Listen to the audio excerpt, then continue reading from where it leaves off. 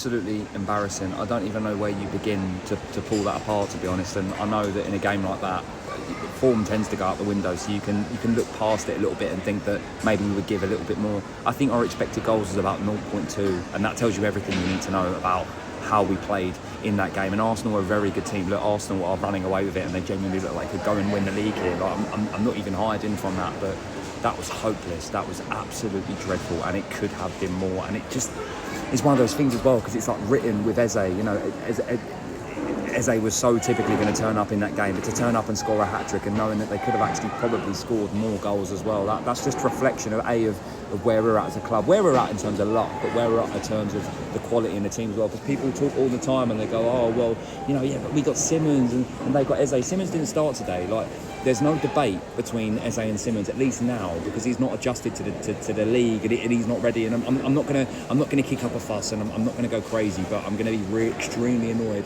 and extremely frustrated about how bad we were in that game, going there, knowing that there was a lot more riding on that game because City lost yesterday, and we could have impacted it a little bit. Like, it's hopeless. I'm sorry for the backdrop. I'm in Lisbon Airport, but that's besides the point. Look.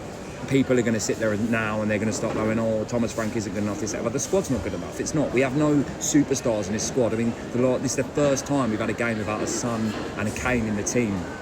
There's no superstars in the team. The closest you've got to a superstar is a Kudus, and even then, Kudus had just come back from injury. That's where we're at as a club. That's who we are. That's where we find ourselves right now. The team isn't good enough, and I know that we haven't created a lot either, but it's that result sits with the manager, but it also sits with the club, knowing that the players around just aren't good enough. I mean, look, I'm not digging out specific players, but someone like Kolo Muani just hasn't clicked, and you're bringing him on. The Richarlison goal, which was so unexpected, by the way, let me add, was our again 0.02 or whatever it was expected goals. It come out of nothing.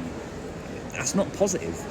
A goal like that being scored, you should be celebrating. That wasn't even worth celebrating, because the game was not worth celebrating at all. It was hopeless, and it was sad. And you can say, oh, well, one of Eze's goals, it was like the Van Dijk thing last week where the defenders were in the keeper's eye. It wouldn't have changed anything. It would never have changed anything. We know what the score was, and the score was a fair reflection. In fact, they probably could have scored more. That's where Tottenham Hotspur are at right now, and that's where Arsenal are at right now. It's levels. It's absolute levels, and we are so far behind them. If you're serious about backing this manager and backing the direction of where we're going as a football club, then you need to put that money in January, in the summer. Actually back this manager, and before you say that Frank isn't good enough, give him time. You know, there were people that were saying Andrew wasn't good enough. I never thought Andrew was good enough, and he won us a trophy. Give Frank time. But oh my God, that was absolutely hopeless again.